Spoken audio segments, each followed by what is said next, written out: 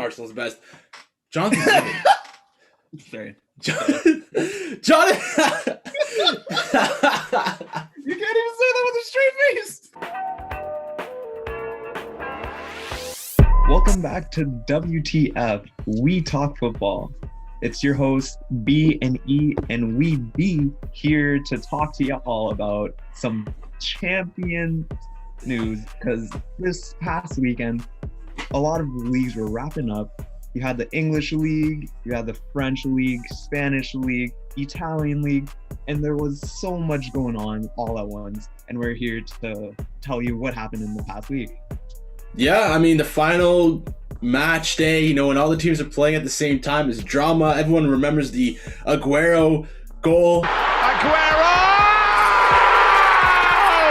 And I mean, the past couple of years have been not as dramatic, but this season it was actually kind of pretty dramatic across all the leagues. I mean, I think we should start with Spain in La Liga. Brandon, let's take us through what happened on Saturday. So even before Saturday, the past 2 match weeks for Spain have been absolutely astounding. So let me paint the picture here. So Atletico Madrid, they've been up all season. I think at one point they were up, what was it? Like 10 points. At least double digits in points. So this was their title to lose. And they did almost everything in their power to lose it, let me tell you. They did not make it easy for themselves. So in the last 2 match days, there was 3 teams going into the final 2 games who could possibly win it. Barcelona was coming back up, Real Madrid was hot on the heels, and Atletico Madrid. All right. It was insane. So Real Madrid scored in the 68th minute in their own game, leading 1-0, and Atletico Madrid were losing 1-0, meaning that at that moment, Real Madrid were finally first place. Barcelona were losing. All right, let me just say Barcelona went on to lose to Celta Vigo, so they were eliminated from the title contention. Sorry, Messi, try again next season. But, so this goes down to the battle of the Madrids. So Real Madrid was winning. Atletico Madrid's losing. They need to win this game.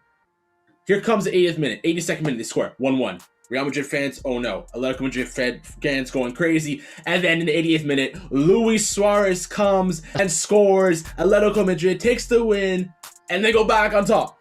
So now we're heading into the final match day. Basically, if Atletico Madrid loses, Real Madrid wins the title, right? If Atletico Madrid ties and Real Madrid wins, there's a whole lot of calculation. Basically, if Atletico Madrid wins, they win the title. So here goes the final match day. Real Madrid scores. Benzema scores 1-0. And also Atletico Madrid, they get scored on.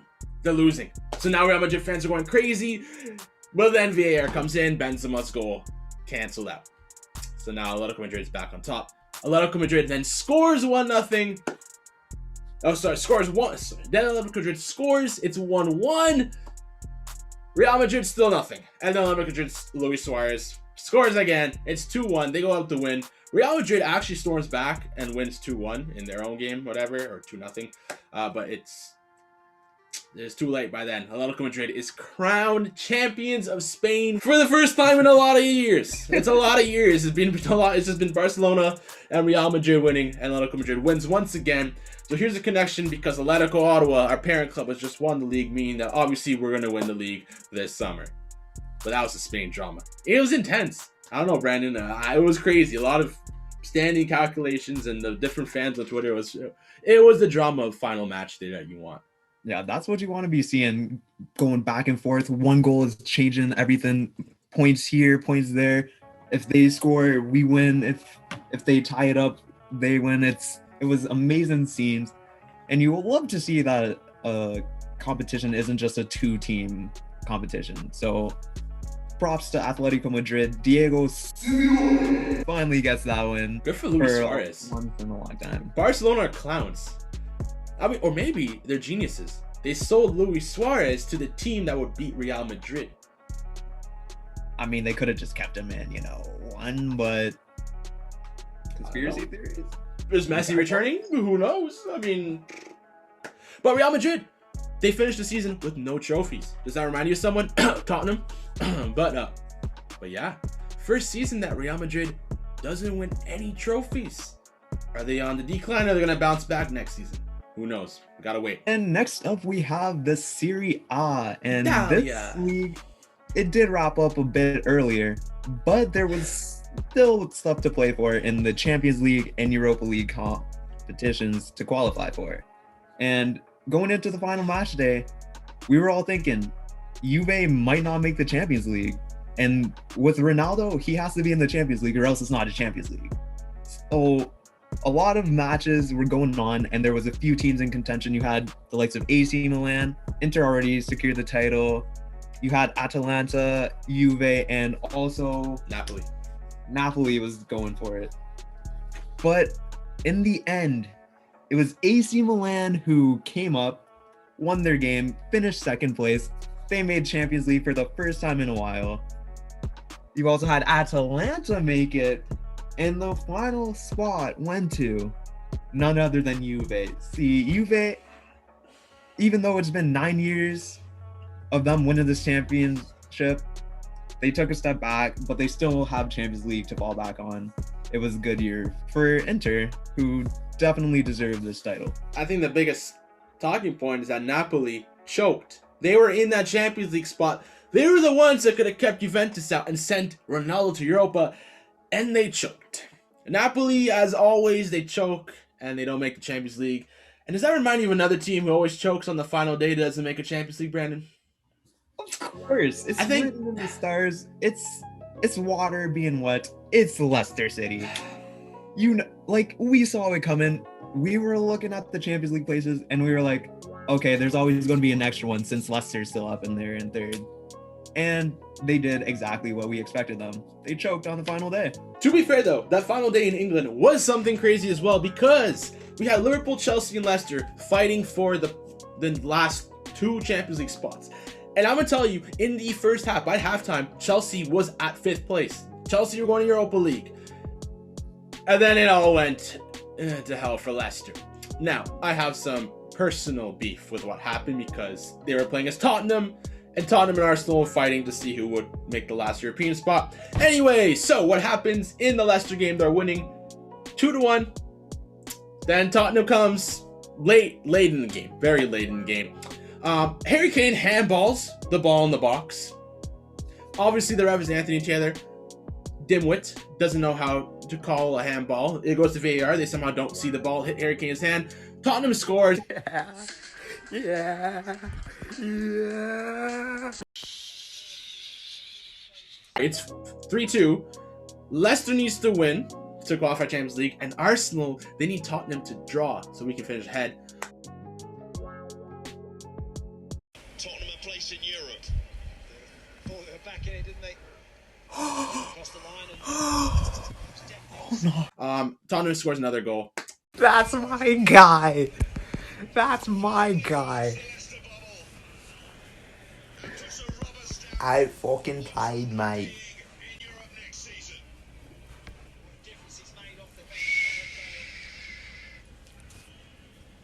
He's bad. Don't chat to me. Your team's dust. And Leicester, once again, chokes, and they're going to Europa League, even though they deserve Champions League this season. And Arsenal is not going to Europe, but I'm fine because I'd rather not play in the UEFA Conference League farmers against Bratislava preschoolers like Tottenham are going to do. But feel bad for Leicester, but it's right in the stars they're going to choke. But another great finish to the EPL season. Aguero scored 2 goals in his final match with Manchester City in the league, and they just dominated past Everton 5-0. But Brandon, what are your thoughts on Leicester? In Leicester's terms, you were basically scoreboard watching at the same time for the Chelsea game, and Chelsea was losing 2-0. Chelsea 2-0. lost. They lost 2-1. They lost. If Leicester won, they would have made the Champions League. And Leicester, you had the lead not once, but twice. And you let Tottenham come back and get you. They were playing mans like Mad Dort. You know what? I'll leave the Spurs alone for a sec. I have some issues with them. But Spurs are a good team. They came back. They showed why they deserve European football. No. What? No. You guys are 4 goals against a Champions League opponent. You guys are garbage. You need a VAR to help you. No, we yes or no? still scored Yes or an no? extra goal, and Yeah, plus. okay. the Well, goal first of all, went to you the scored an extra goal because Leicester had 2 defenders back because they're all up pushing for a goal. They had 4 back, but And they also scored their own goal. So first of all, my beef with Tottenham fans, you guys are saying that this squad is like your best ever and you are title contention. Everyone remembers this in the beginning of the season. No. Hold on. In the beginning of the season, you guys said you guys are going to win the title because you guys were like second and first place. And guess what? You guys finished 1 point ahead of Arsenal, who you guys keep laughing at. Your team is not good. Leicester are just choke artists, and that's why Leicester is not in the Champions League. Have fun in UEFA Conference League. I'd rather not play in that. I'd rather have no Europe. Okay, first and foremost, not a single soul can tell me this team, this Spurs team this year was better than any team with Dembele in it. Not one Spurs fan will tell that to your face. Not a single one. So to say that, oh, this was the best squad we've seen in years, no, this was an underperforming Spurs squad. So many defenders, individual mistakes, not even close. Second thing, of course we finished above Arsenal. Arsenal fans, if you guys finished above us, we would not hear the end of it. You'd be like, every single year, oh, this is our worst Arsenal for the past 5 years since we've been on top of them. That's all they could claim. Oh, this is the worst Arsenal team. It is. Years. It is. We keep been bad. Yeah. Been bad. And the best part is you finished 1 point ahead of us. What does that make? What does that make you? That makes us better than you. Yeah. How many trophies do you have? Exactly 0. We're still better than you. Yeah. And next year, we want a fucking league. Yeah, Conference League. Is basically Europa 2.0. It's Dookie. The teams from Europa no one wants to play there. They go down, and they'll face you in the Conference League, and the winner gets Europa League. So I hope the Spurs will just play young guys, redevelop like Arsenal should be doing with their rebuild, and we'll see how it goes next year. Can't wait for you guys to lose in the Conference League as well. But moving on, we have bigger news than our little Tottenham Arsenal beef. Arsenal's best. Jonathan David. Sorry. Jonathan. You can't even say that with a straight face. Jonathan David is champion of France. Ottawa 6213 Sports represent Jonathan David. Scored in the final game for Lille. They won 2-1. They beat PSG and are crowned champions of France. Let's go, Canada. On the scene, Brandon. Jonathan David with the clinching goal. That was the winning goal for the championship. And it went right down to the wire. Lille, their defense was strong all season. Their attack with Jonathan David and Yilmaz was phenomenal. Jonathan David, our Ottawa boy, like Eddie said, I got to meet him. I got to play against him. I scored that game. He didn't score. Am I better than Jonathan David? We don't know, but we love that guy. Yeah, so Lille, champions of France. Atletico Madrid, champions of Spain. We said Inter Milan, champions of Italy. Obviously, we don't need to talk about Bayern Munich. That league is, I'm not going to talk about that league. Done and dusted every year. Farmers League. And then, obviously, Manchester City with their oil money won. But another big talking point is the amount of Canadians that won cups this season. Right, Brandon? For sure. This season was unprecedented in the men's and women's game. We still have some women who will win the French league, but all throughout Europe, from the man's at Besiktas, who also wrapped up the league. We told you they wrapped it up earlier, but they lost 2 of their final 3 games, and it came down to the 69th minute in the last game, which is pretty nice, to secure the title, and they did it on the final day, so they won it. So that means Ativa and Kyle Larin get championships. And also we have in Scotland, like we said, Scott Arfield. They were all magnificent. Scott Arfield can't wait. So many more that I won't remember. Jonathan David, like we said, where's he Alphonso going next Davies. season? Who knows? Alphonso Davies. Jesse Fleming. You And then the French. For days. Also, we told you to watch David Witherspoon in the Scotland Cup, and he won it, and he was named man of the match. Canada, we are on the scene. Jonathan David is our poster boy from Ottawa with Alphonso Davies. Guess what? I am so hyped right now. I think we're going to make the 2022 World Cup. That's my hot take right now. We're going to win it. We're winning it all. This is the most talent we've seen coming out of Canada maybe ever. Name one other season where this many Canadians not only were playing, but like center stage, star of the show, Jonathan David, Alfonso Davis. Like, we never seen this before in our whole lifetime. I don't think so. No. Like, if you can name it right now. Put it in the comments, because I honestly can't believe, I don't remember when I had seen that much representation on the Canadian stage, and not just players playing, like man of the matches, like winning. I can't even speak anymore. I'm not hyped. But there's one last thing we gotta talk about this episode: the Women's Champions League. Boy, were we wrong. Put my money on Chelsea. I think Chelsea's winning this. I think it's gonna be a little upset for Barcelona. First L of the season's coming in the biggest game of their season. Their midfield, attack, and defense is firing on all cylinders. They barely give up goals. Chelsea is probably the best team going forward on the attack, so I'm expecting them to get a couple of goals and win this game. For sure. Yeah, so we told you before the match, Chelsea is good going forward, but their backs, And then on the other side, you have Barcelona, who's on a historic run. And we might have understated how historic a run that was. Not giving up 5 goals in the league, winning every game, not dropping points. See, Barcelona, a couple years back, they've been in the Champions League final. They lost. And you could tell which team 30 seconds in who's been in a Champions League final. In a Champions League final, you know what decisions you have to make, what mistakes you can't make. Chelsea made mistakes from the jump. Eddie would like this, but it reminded me of a Tottenham final in the Champions League. Giving away a penalty, giving away own goals. You can't be having that against a team as lethal as Barcelona. Barcelona made it tight to play in that midfield. They forced Chelsea long, and they also dropped back with completely nullified Sam Kerr. And it was a wrap. Barcelona easily beats Chelsea 4-0. It was a brutal game to watch. Chelsea, disappointed. They could have played a lot better, but it really shows them. I think the problem with Chelsea was they were too cocky going into this game. You know, they just won England, they just won FA Cup, and they're just saying coming, like, we're the favorites, we're gonna win this, and they just got wrecked from 30 seconds in. And they had no response from Barcelona. The manager, I have problems with her. I don't think she's the right person. I know that she wants stuff, but there were no changes made at all. You cannot let your team go down 4-0 right away in the first. You got to make changes, especially as you can see Barcelona pushing and pushing. You had to make a substitution. I don't care if it hurts someone's feelings. You were there to win a championship. If some players aren't playing well, the fullbacks of Chelsea had no idea what they're doing. Well, let me just pop these in, see what happens, and then we'll think about the solution later.